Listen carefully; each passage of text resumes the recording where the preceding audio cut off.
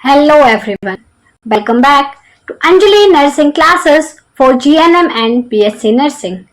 आज हम BSc Nursing second semester का न्यूट्रिशन सब्जेक्ट उठा रहे हैं और इसके हम नेक्स्ट टॉपिक पर चलते हैं, that is nutrients.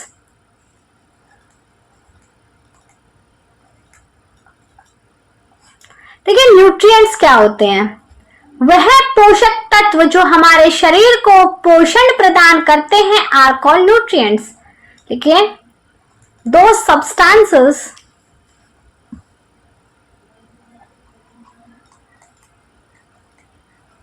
That provide nutrition to our body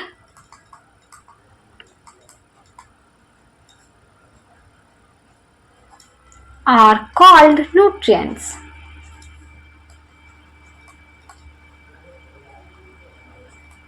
कितने न्यूट्रिएंट्स होते हैं हमारे, मतलब मोस्टली हमारे जो बॉडी जिन पोषक तत्वों को इस्तेमाल करती है वो कौन कौन से होते हैं?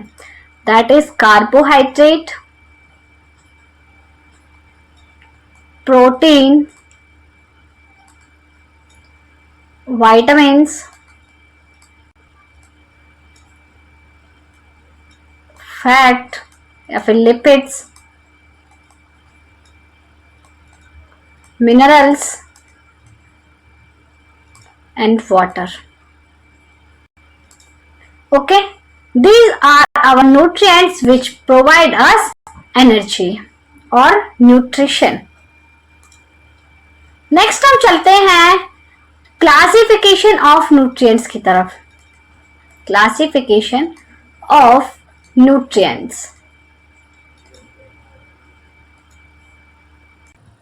देखिए जो न्यूट्रिएंट्स को क्लासिफाई किया गया है वो दो प्रकार से किया गया है। एक है आपके मैक्रोन्यूट्रिएंट्स और दूसरे हैं माइक्रोन्यूट्रिएंट्स। Macronutrients and micronutrients. देखिए दोनों वर्ड से हम लोग समझ पा रहे हैं, मैक्रो का मीन्स क्या होता है? बड़ा या फिर ज्यादा, और माइक्रो मीन्स छोटा, कम। तो ऐसे पोषक तत्व जो हमारे शरीर में बहुत ज्यादा यूजफुल होते हैं, बहुत अधिक मात्रा में यूज किए जाते हैं, आर कॉल्ड मैक्रोन्यूट्रिएंट्स। और जो हमारी शरीर में आवश्यक तो होते हैं लेकिन किंतु कम मात्रा में आवश्यक होते हैं, आर कॉल्ड माइक्रोन्यूट्रिएंट्स। तो चलिए इन्हें क्लासिफाई करते हैं। सबसे पहले हम बात करते हैं मैक्रोन्यूट्रिएंट्स की। देखिए हमारे शरीर में कार्बोहाइड्रेट, प्रोटीन और लिपिड्स, इन तीनों को माइक्रोन्यूट्रिएंट्स की कैटेगरी में रखा गया है क्योंकि ये फंक्शंस क्या हैं? दे प्रोवाइड अस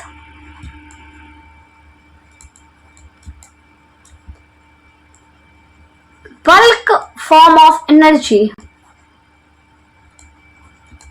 बहुत अधिक ऊर्जा हमारे शरीर को प्रदान करते हैं। दूसरा, they required in large amount, they required in large amount for various functionings, various functioning of body. शरीर की बहुत अधिक जो कार्य की होती है, अलग अलग भिन्न भिन्न जो कार्य होते हैं, उन सभी के लिए इनकी आवश्यकता अधिक मात्रा में होती है। Third one is they help in generate new tissues for growth and metabolism and metabolism. देखिए हमारे शरीर को पोषक तत्व क्यों चाहिए? ग्रोथ के लिए, मेटाबॉलिज्म के लिए, एनर्जी के लिए, और वो तीनों ही चीजें हमें मैक्रोन्यूट्रिएंट्स अधिक मात्रा में प्रदान करते हैं। नेक्स्ट चलते हैं हम,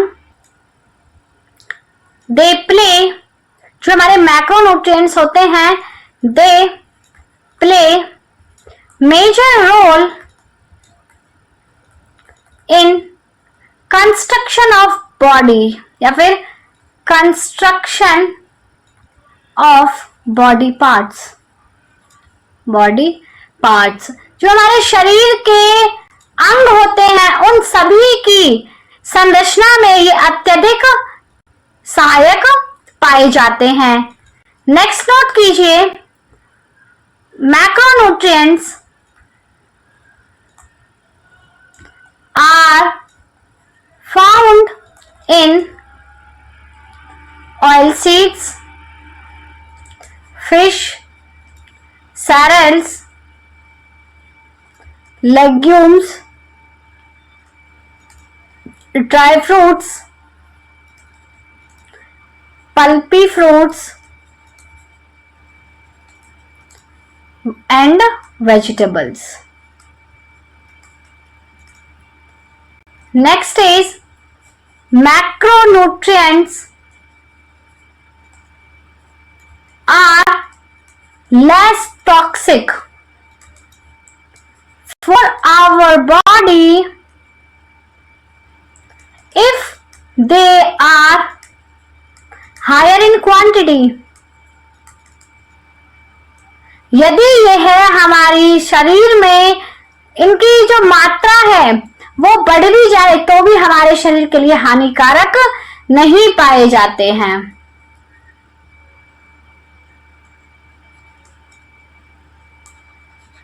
इन क्वांटिटी। नेक्स्ट नोट कीजिए,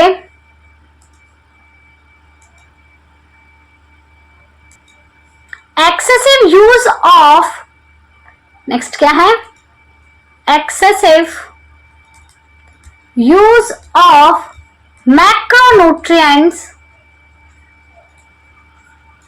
cause obesity and diabetes।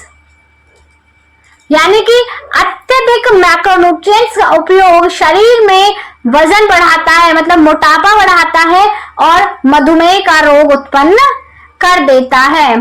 Next is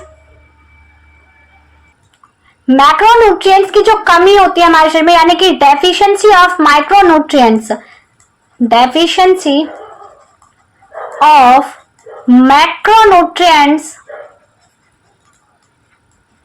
cause PEM. देखिए पीईएम एक डिसीज होती है, इसका मतलब क्या है, प्रोटीन एनर्जी मेलन्यूट्रिशन। प्रोटीन की जो कुपोषण है, प्रोटीन के कारण जो कुपोषण के शिकार होते हैं, that is called PEM, mail nutrition. Kwashiorkor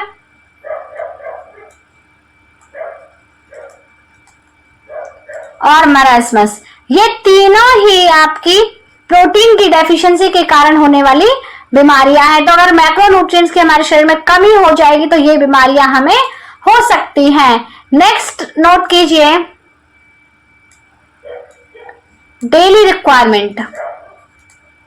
daily requirement से क्या मतलब है, जो हमारे शरीर की डेली की जो जरूरत है मैक्रोन्यूट्रिएंट्स की वो क्या है। देखिए जो कार्बोहाइड्रेट होती है यह हमारी बॉडी को 60 to 70% एनर्जी प्रोवाइड करती है, इसलिए सबसे अधिक आवश्यकता हमारे शरीर को किसकी होती है, कार्बोहाइड्रेट्स की। नेक्स्ट इज प्रोटीन, और प्रोटीन हमें 15 से 20% एनर्जी, डेली की जो हमारी 15 से 20% एनर्जी है वो कौन देती है, हमें प्रोटीन देती है। और प्रोटीन पर व्यक्ति को, मतलब जो हमारे यहाँ का एडल्ट व्यक्ति है हम उसके बारे में बात कर रहे हैं, 1 ग्राम पर केजी वेट के अकॉर्डिंग खानी चाहिए। यानी कि यदि 1 किलो का बच्चा है तो उसे 1 ग्राम प्रोटीन मिलनी चाहिए, 10 किलो का बच्चा है तो उसे 10 ग्राम प्रोटीन मिलनी चाहिए। इस हिसाब से हमारे शरीर को प्रोटीन की मात्रा डेली मिलनी चाहिए। Third one is fat. Fat हमारी बॉडी को 20 to 35% एनर्जी प्रोवाइड करता है। ओके, नेक्स्ट चलते हैं हम माइक्रोन्यूट्रिएंट।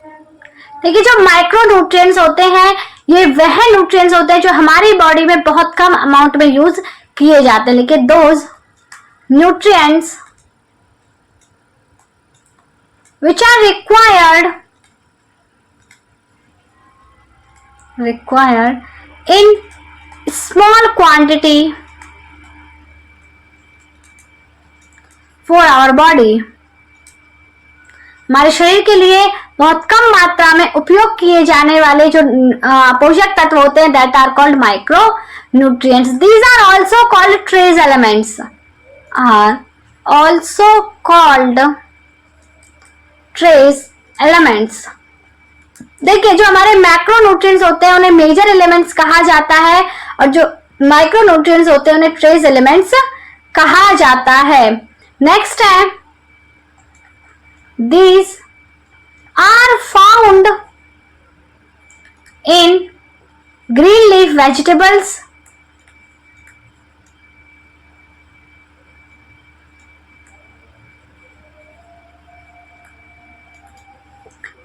fruits,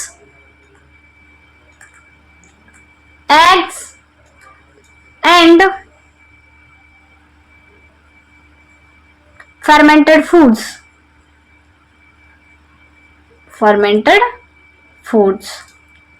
कहां पर पाए जाते हैं? ग्रीन लीफ वेजिटेबल्स में, फ्रूट्स में, एग्स में और फर्मेंटेड फूड्स में.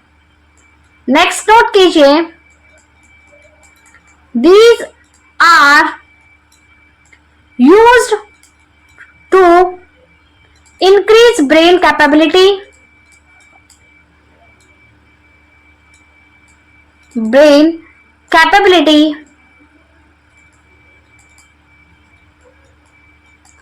एंड ये ब्रेन की क्षमता को बढ़ाने के लिए तथा इन स्ट्रेंथ ऑफ बोन्स, जो हड्डियां हैं उनकी मजबूती को बढ़ाने तथा ब्रेन की क्षमता को बढ़ाने के लिए ये मदद हमारी करती हैं. These are vitamins and minerals.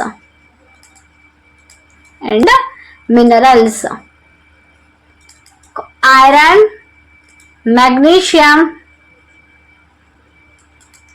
Calcium, phosphorus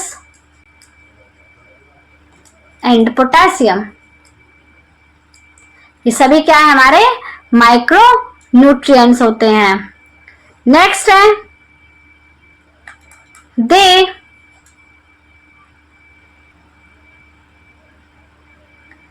present एक्सॉर्बिलेंटली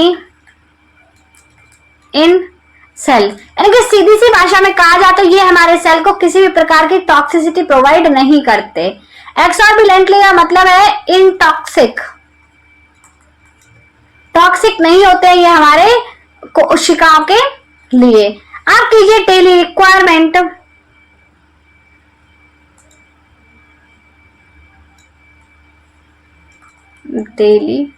requirement. Micronutrients की डेली रिक्वायरमेंट क्या है वो नोट कीजिए. Vitamin A 700 microgram, vitamin B12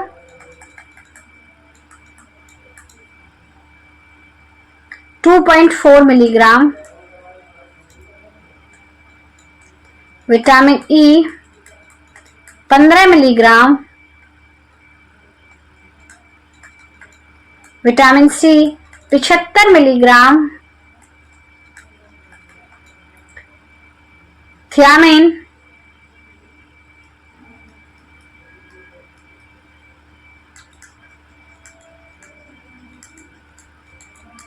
1 milligram, riboflavin 1.1 milligram, niacin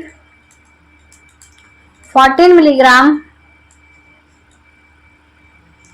folate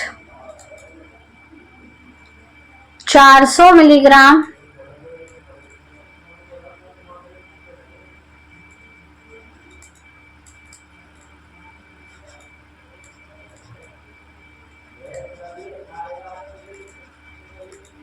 selenium